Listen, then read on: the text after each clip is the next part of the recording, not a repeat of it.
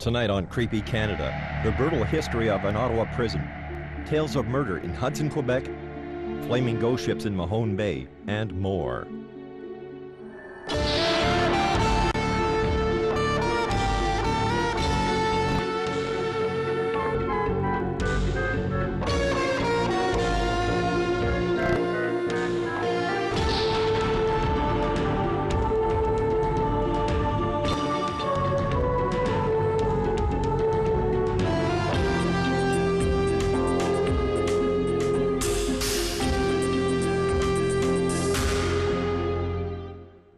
For nearly 2 centuries, a strange phenomena has been occurring on Mahone Bay. Sightings of a ghost ship burning. People claim it to be the Young Teaser, a privateer ship that burned in the harbor. The Young Teaser was an American privateer. A privateer was a licensed pirate, a vessel given permission to hunt enemy ships for capture. The Young Teaser was a 2-masted schooner. She was built specifically for privateering. She had 2 spars of Norway pine. She was built of American oak. She was lined with cork in order to prevent the splinters from the broadsides coming in and hurting the crew. She had 5 guns on board. She was fast, meant to be a rapid raider. She came to Nova Scotia shores during the War of 1812, coming here in June 1813. Her captain was William Dobson, and when she arrived in the waters off Lunenburg and into the Mahone Bay, she had a crew of 26 on board. That particular morning, the people from Lunenburg watched with great care as they saw the 2 ships coming across the bay. They were worried because some years before the town had been raided by privateers, and this might mean another raid. As they watched the events of the day unfold, the American privateer was cornered in the Mahone Bay by 2 British warships. One, the frigate Orpheus, and the other, a ship of the line, a 3-decker named La Hogue.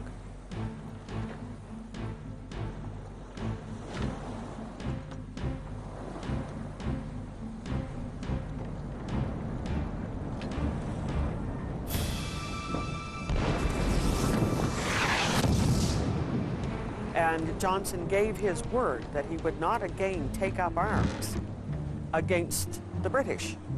And if he were caught on the Young Teaser, then the punishment for him was hanging.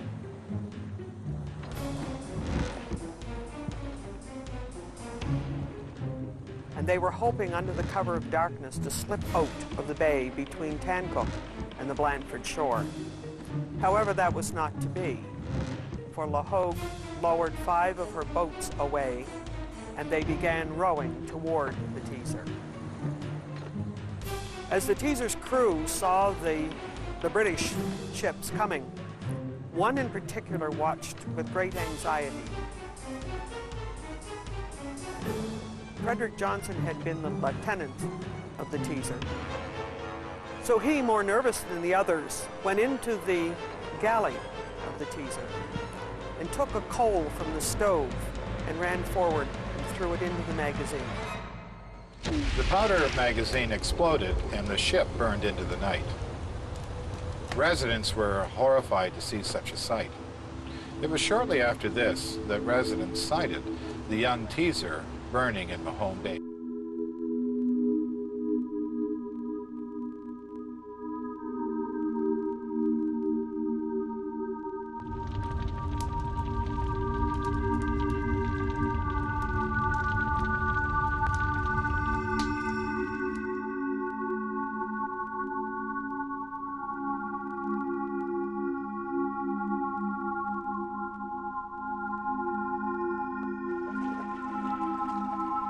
Rescue ships were launched.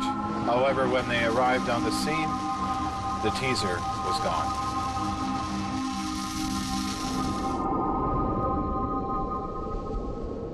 There is a phenomenon called St. Elmo's fire, when there's electrically charged clouds there can be what appears to be fire around the mast of a sailing ship. So that could certainly lead to these stories. And that's a natural event. The fact that there are fewer sightings now than there were in the past, I think is highly indicative that perhaps what people did see up till the 1930s could have been St. Elmo's fire, because they had tall-masted vessels up until about the 30s. Then after that, you know, yachts and different kinds of fishing boats. Most people in that area know the story of the pirate ship, which certainly has an air of infamy and adventure, etc. It could lead to these stories. When this ghost ship appears, people claim to see men standing on deck engulfed in flames. Could this be the crew of the young teaser? A group of men sentenced to death by a young lieutenant who wanted to avoid his own hanging? Many claim it to be the truth.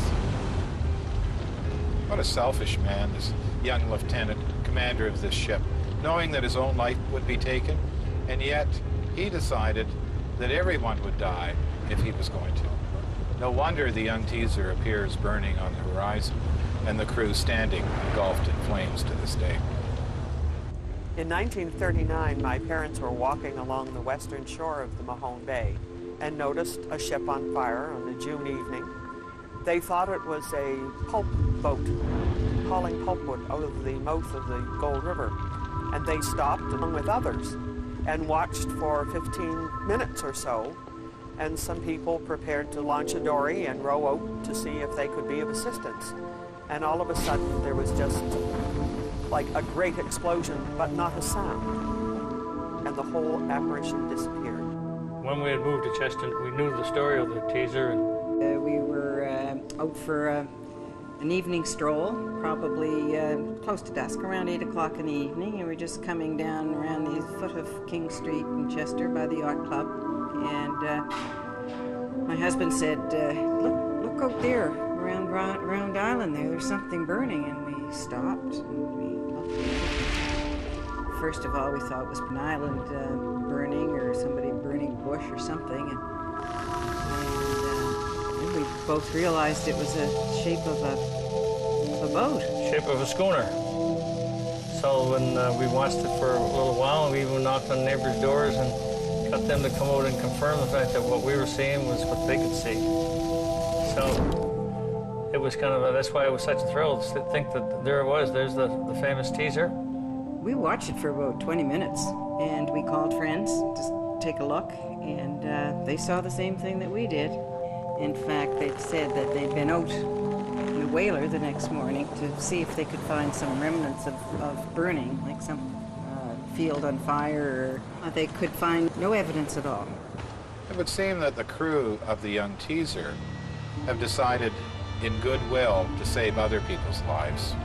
The young teaser is sighted often when a ship is lost at sea.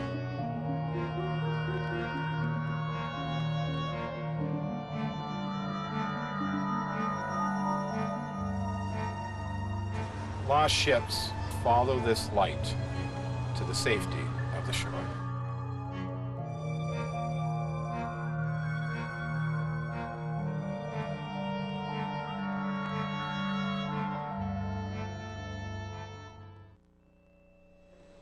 To this very day, people report seeing a burning ship on the waters of the Mahone Bay. It flares and burns at a distance.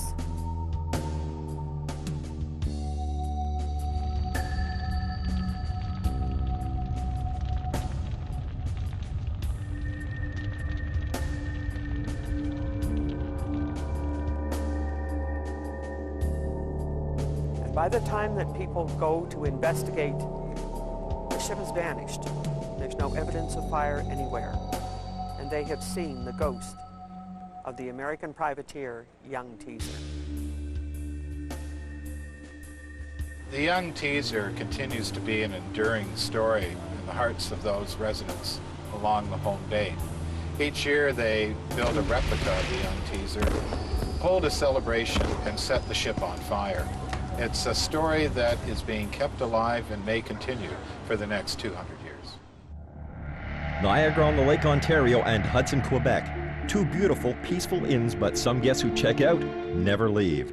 Tales of heartbreak and murder, next on Creepy Canada.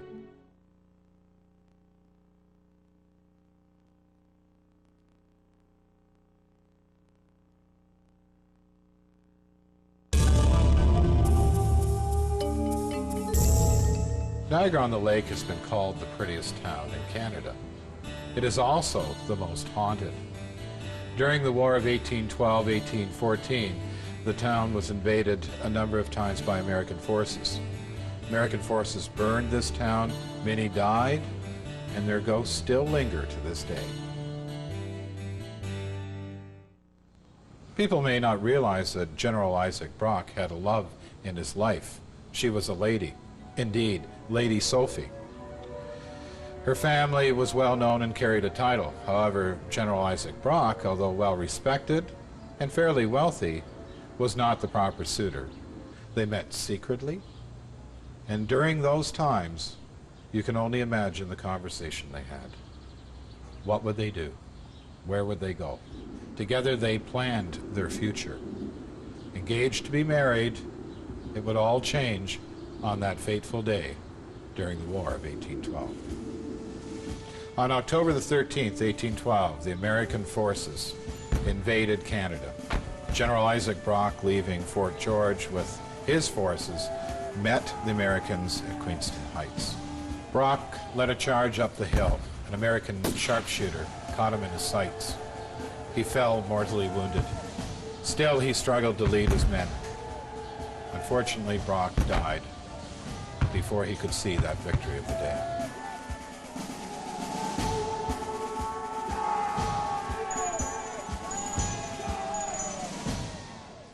Lady Sophie was devastated by the news of General Brock. For the rest of her life, she lived in seclusion. She was never to marry or look at another man. General Isaac Brock was the man of her life and her dreams.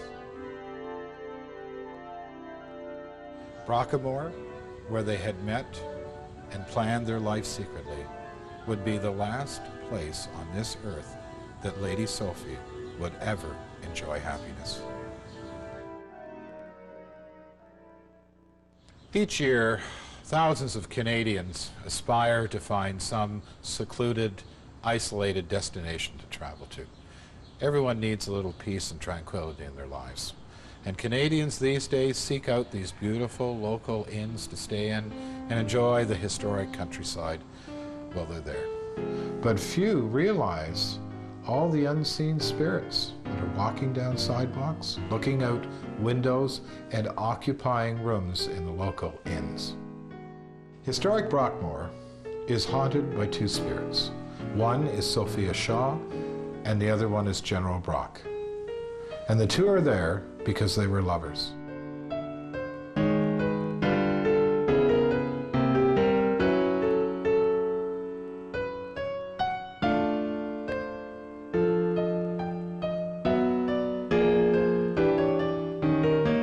And to this day, they are both still there, talking, walking, possibly strolling down the hallway together.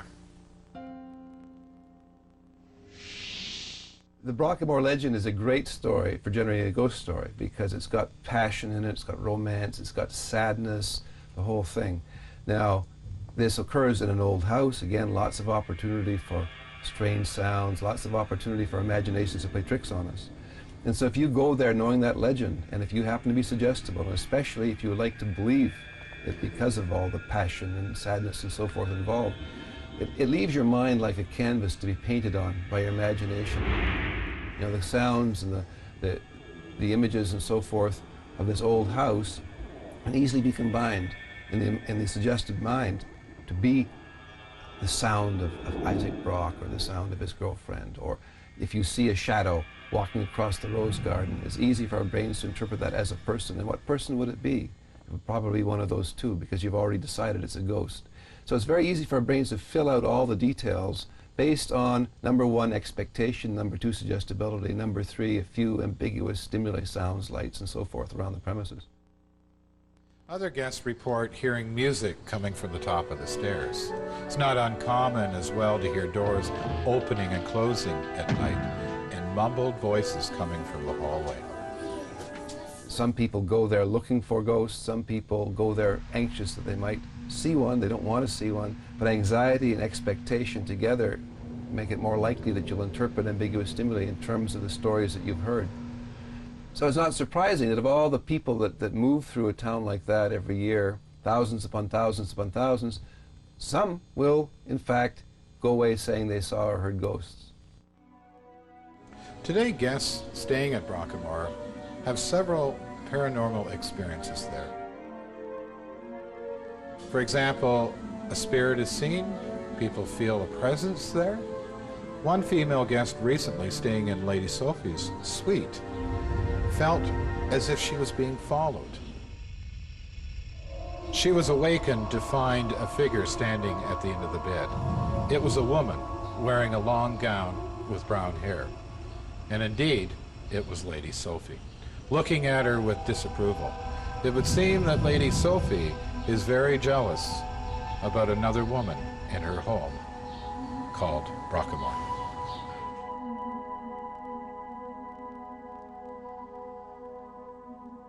There's an interesting period of sleep. It's called hypnagogic sleep, which happens just between being awake and being deeply asleep, where in fact our brains can't tell the difference between what's in our imaginations and what's real outside. Our brain in that phase of sleep can't tell the difference between things it perceives from inside the brain and things that are outside the brain. It thinks it's awake. It's not fully awake. It's confusing reality and fantasy. It will seem to you the next morning as having been real. You'll remember having wakened up, having seen a ghost walking through your room or whatever, and it will just seem as real as anything that happened to you the day before. Your brain will not recognize it as having been a dream, having been this hypnagogic imagery. It would seem that Brockamore also has another ghostly figure appearing at night, and that would be Isaac Brock. People see him wearing a red uniform.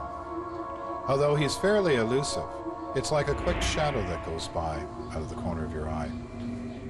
Although Brock has been sighted alone in the dining room area or near Lady Sophie's suite, on occasion, and a rare occasion, they're seen together. If you see General Isaac Brock and Lady Sophie walking the halls of Brockamore, you might want to give them a little space. After all, they had so little when they were alive. And they really do deserve it, don't you think?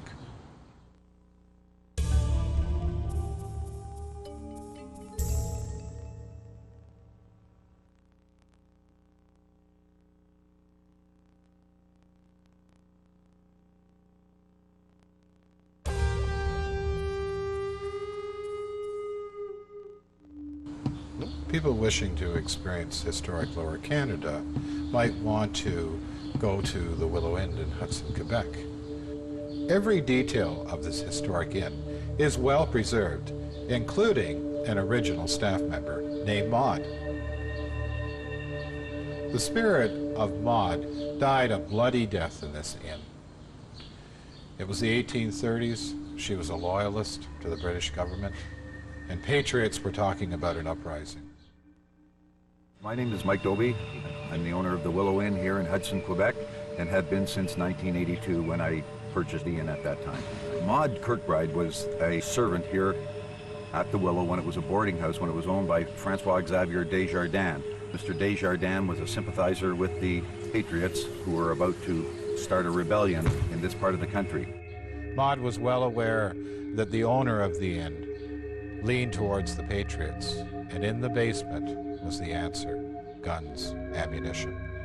Maud felt compelled to report this owner to the government, and as a result, Maud put her life in jeopardy.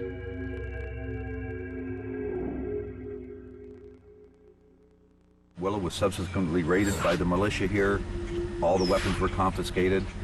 That put an end to that part of the rebellion as far as the help coming from this side of the river.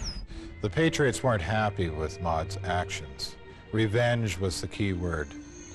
Late one night, they crept down the hallway of the Willow Inn. Maud heard a noise. She went out to investigate.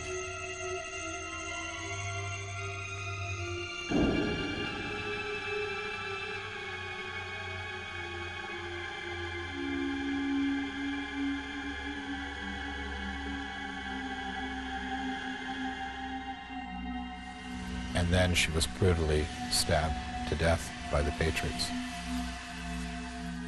She was left there to die.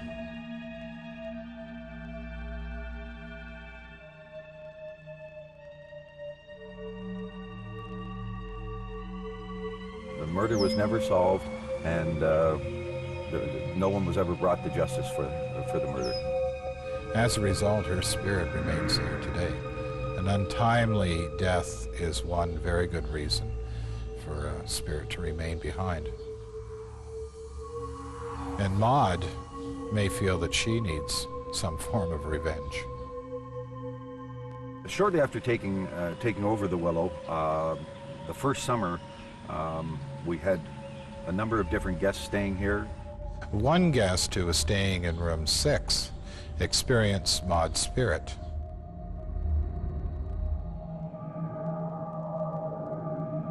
She heard some noises out the door, and she also felt a presence in the room, and that was Maud. The woman decided to follow the noises in the hallway. As she entered the hallway, she felt a cold touch on her shoulder.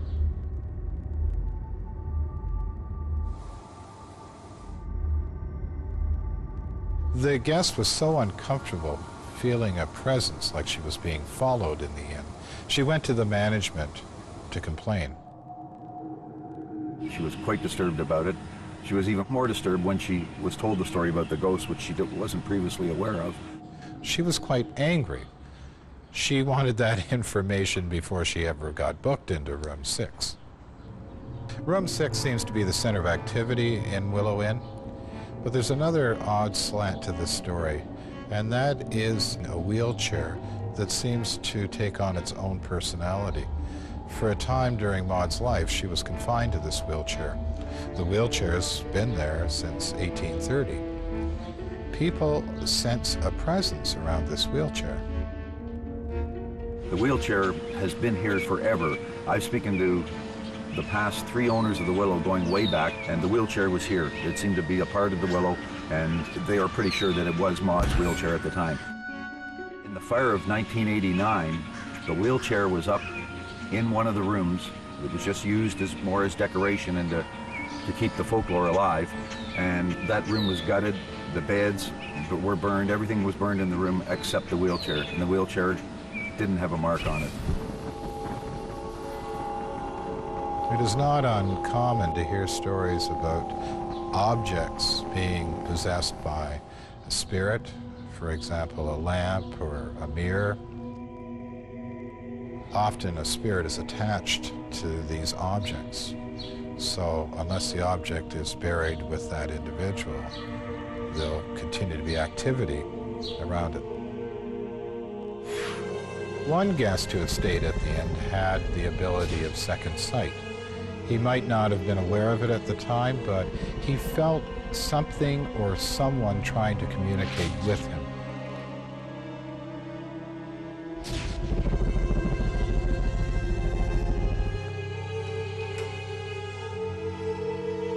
He was also booked into room 6. The wheelchair, well, he was drawn to it in some ways. He knew there was something going on with that chair. Our guest dozed off for a time in room 6, and when he awakened, the wheelchair had moved on its own and was much closer to him. The wheelchair has a presence of its own, and we know that because the wheelchair has the ability to move around all by itself. And a number of times this wheelchair has been found in other parts of this historic inn. Guests have also stated that they've seen white orbs of light floating around this wheelchair, It is quite possible that the orbs of light are somehow attached to Maud's spirit. Over the years, speaking to families that had relatives here in the early 1900s, the stories were prevalent of Maud, who was still here and haunting the Willow. Maud is still at the Willow Inn in Hudson, Quebec, because she may feel her death still needs to be avenged. The men who murdered her went free, and Maud needs to be freed herself. To her, the year is still 1830, not the year 2002. Throughout Canada, we have many of these historic inns that are haunted, from General Isaac Brock and Lady Sophie to Maud the servant in Willow Inn. These spirits in these historic dwellings remain forever imprisoned in their world. Coming up on Creepy Canada, falsely imprisoned men, women, and children now haunt the notorious prison in Ottawa, Ontario, where they lived out their last hellish days.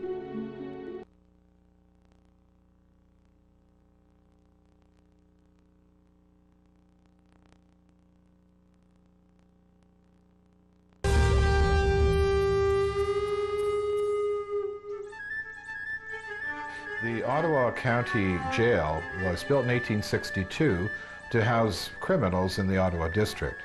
Anybody could be prisoned here. There was women, there was children, families, hardened criminals, people who owed money. There was public hangings, torture cells. There was a lot of death, a lot of disease, lots of different things that are even unthinkable today. Guards could actually torture or hurt prisoners should they want to. The inhumane living conditions, solitary confinement cells, and this wasn't a prison that anybody would want to stay in. This was more like hell on earth. Carleton County Jail is haunted. It's probably one of the most haunted buildings in Canada. This jail is littered with spirits. People have numerous experiences that are staying in this jail today that's now a youth hostel. Housed in this prison were many different types of prisoners. You had murderers alongside petty thieves. Even children were housed here.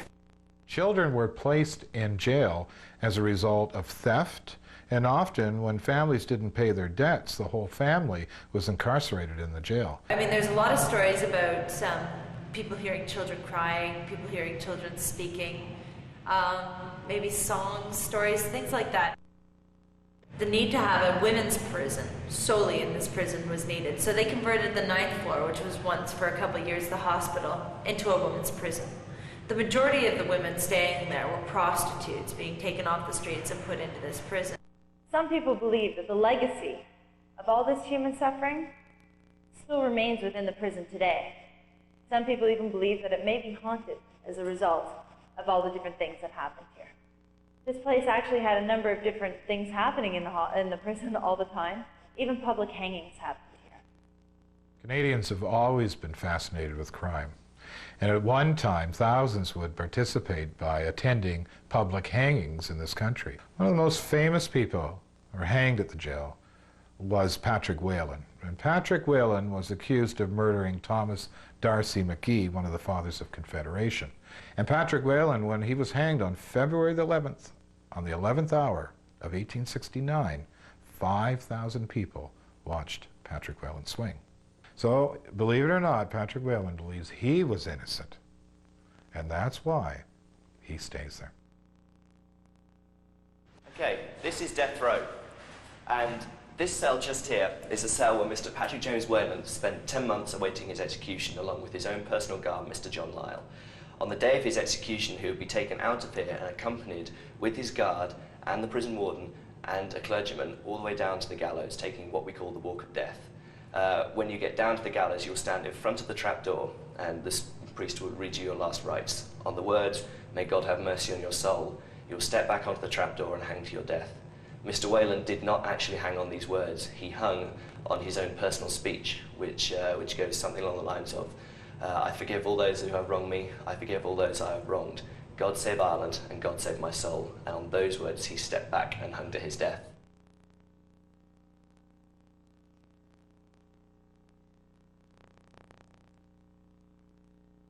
but we also have a number of sightings of Mr. Patrick James Whalen. People staying in here say they either had someone walk straight through the bars or open the door and come and talk to them.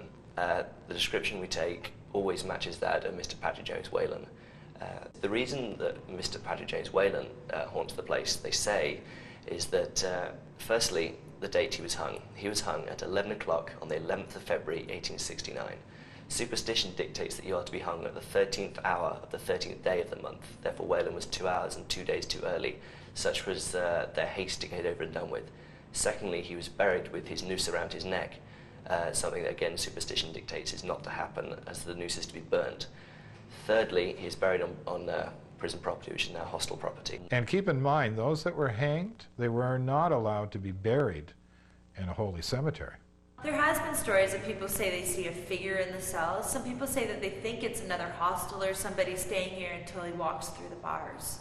And then they go, oh, what was that? If I said to you, I saw a man, he had a big plumed hat on, big feathers sticking out the end, and he had a sword at his side, and he had funny little shoes, and you say, gosh, Christopher Columbus haunts this place, you describe Christopher Columbus. People would say, yeah, big hat with a... I don't know what Christopher Columbus looked like. But all you need to do is mention a few things that would suit a person that you're looking for, and it will match. So what is the match for a prisoner who's hung there? What do you say? He's short, he's tall, he's got a mustache. You know, out of 10 or 12 things you say, maybe only 2 or 3 of them match, but they'd match a whole bunch of people.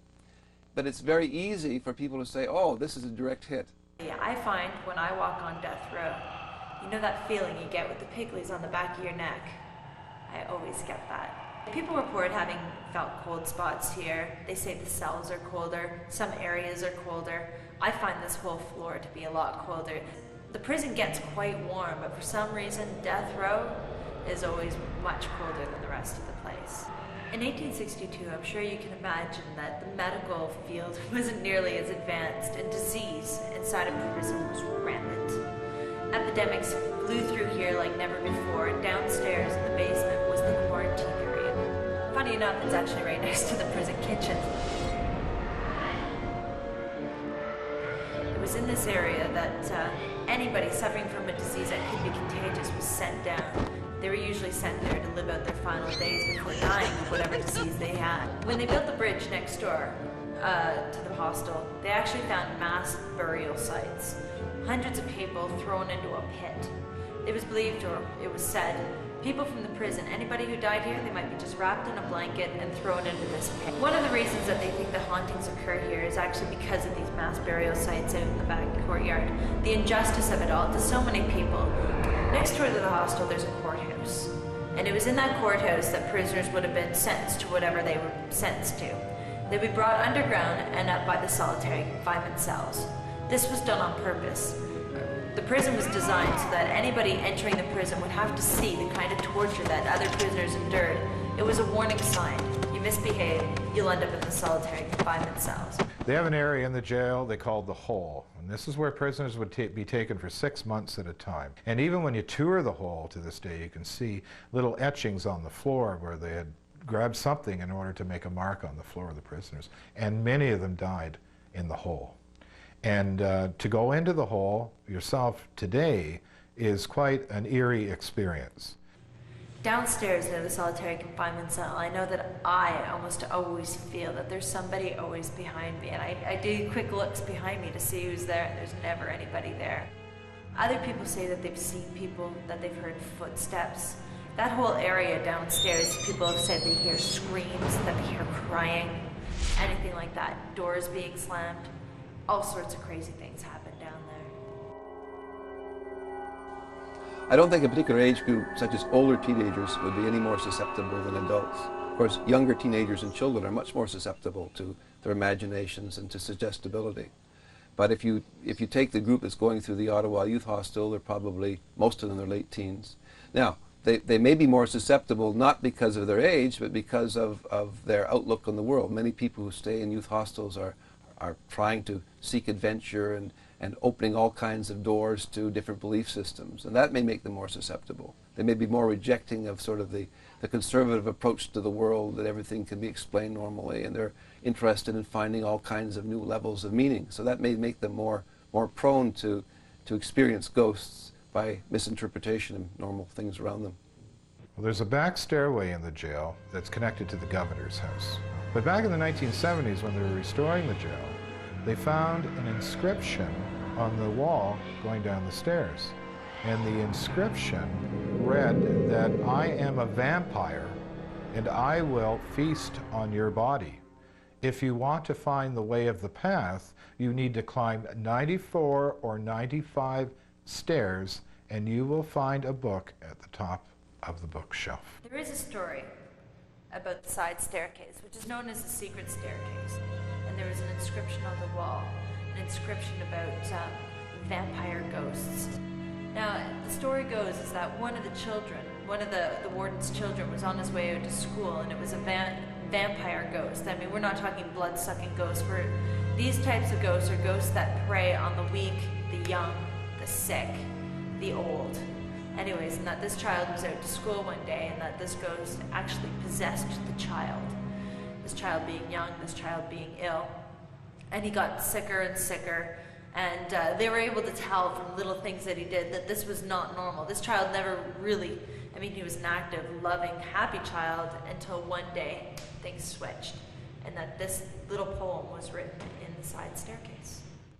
So there are rumors that there is a vampire haunting this jail. They don't know who did it. They don't know how it got there. It was just there. For anyone wishing to have an experience seeing a spirit, the Ottawa Carleton Jail is a place to stay. You're guaranteed that you'll see something, feel something, or hear something there. Coming up on Creepy Canada, in Manotick, Ontario, the mill of his dreams takes the love of his life in a gruesome accident. His fallen bride must roam those halls forever.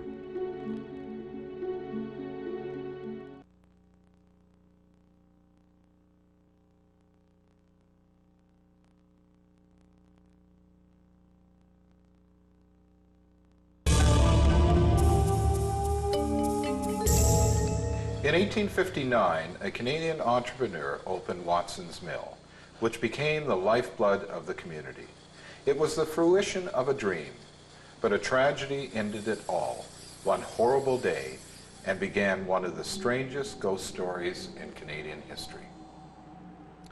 My name is Glenn Shackleton. I'm the director of the Haunted Walk of Ottawa. The spot that we're in today is the Manotick Grist Mill, also known as Watson's Mill. And this is one of our more famous haunted spots in the Ottawa area. Joseph Currier built the mill in 1859 and 1860. They officially opened the mill on Valentine's Day, 1860. And the Ottawa Citizen newspaper reported that it was one of the finest mills that they had ever seen in Eastern Canada. The year after the mill was built, Joseph Currier got married to a very young wife. She was half of his age, only 20 years old, a woman by the name of Anna Crosby Currier. 2 weeks after they were married, Joseph Currier brought his wife here to visit the place of his business. And as they were conducting business downstairs, they told Anna to be free to wander through the building and have a look at it for herself. March the 11th, 1861 was when the tragedy struck. They came and settled in Ottawa in early March, went on to Manotick to have the first official celebration of their one-year anniversary of a very successful mill. Mrs. Currier, who was 20, and Mr. Currier was 40, were being shown through the mill, and on the second floor, her long hoop skirt got caught in one of the revolving pieces of machinery. She was flung against a very sturdy post, killed instantly, and that was the beginning of the end of Mr. Currier. His wife was so much a part of him that when she was killed in the mill, he just couldn't take it anymore, and he got out of the mill and apparently never came near the town again. Instead, he went into the carpentry business in Ottawa, where he began to build houses to get over his grief. One of the buildings which he built and spent most of his time on was 24 Sussex Drive, now the home of the Prime Minister of Canada. This is a highly charged story about emotion, raw emotion, called love. The love between two people, a man and a woman. Unfortunately, this love would and wouldn't extend beyond the grave. She's still there. He may not be. The first reported sighting of the ghost occurred when a fisherman fishing off the dam got caught in a very heavy wind and rainstorm, and he sought refuge out of that by crawling in an open basement window in the mill.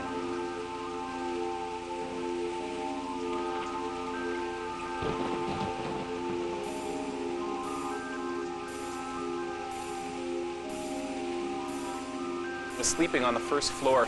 In the middle of the night, he was awakened by the sounds of loud moaning and weeping. He was absolutely terrified.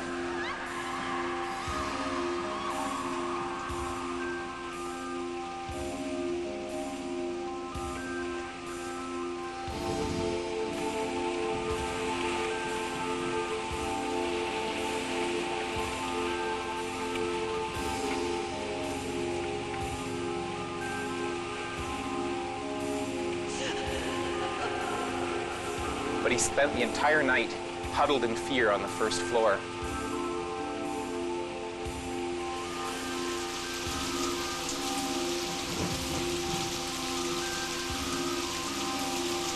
In the morning, he found out that there was no one in the building all night long.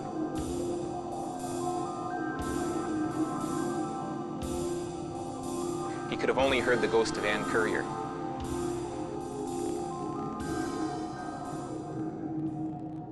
Many of the people in the village of Manotick also say that they will see signs of Anne Currier.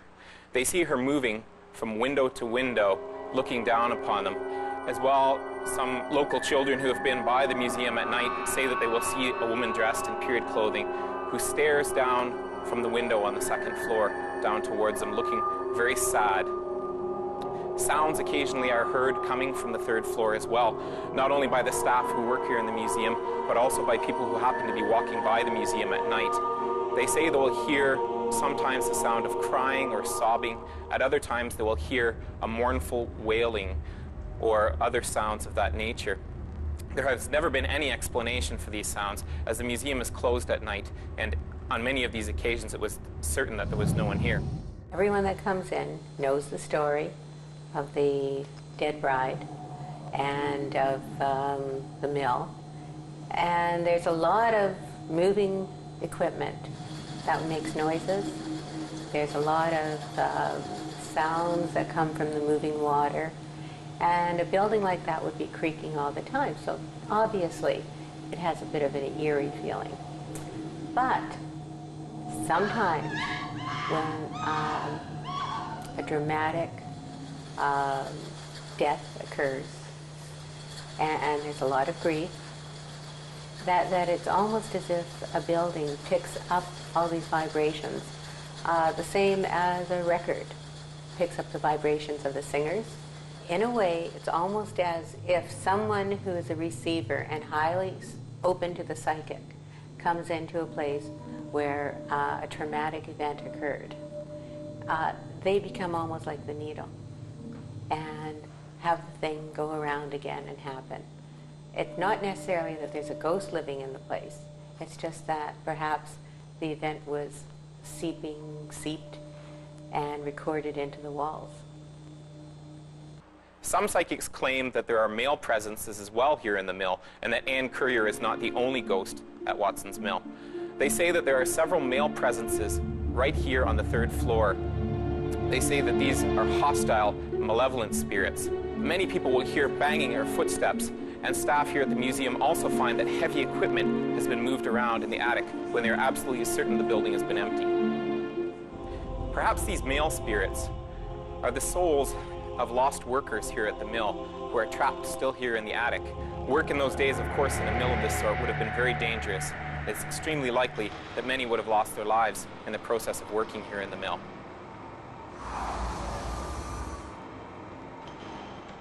The staff has experienced numerous sightings or sounds or even temperature changes in the mill.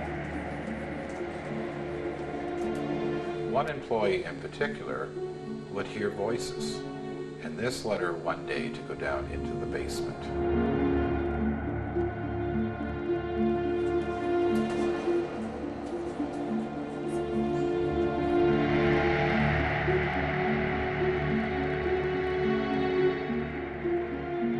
heard chains rattling.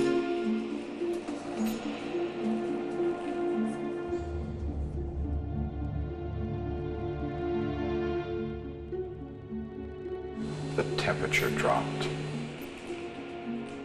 and she fled, rarely to go down there again.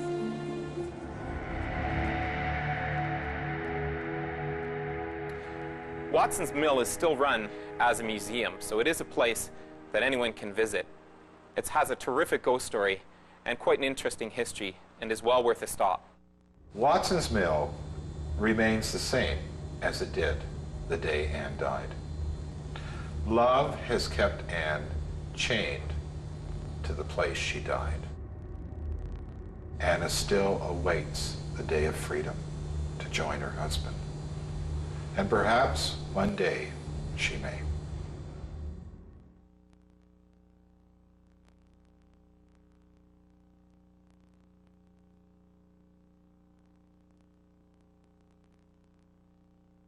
On the next Creepy Canada, ghosts from the War of 1812 in southern Ontario, headless riders and alien encounters in Scugog, Ontario, and much more.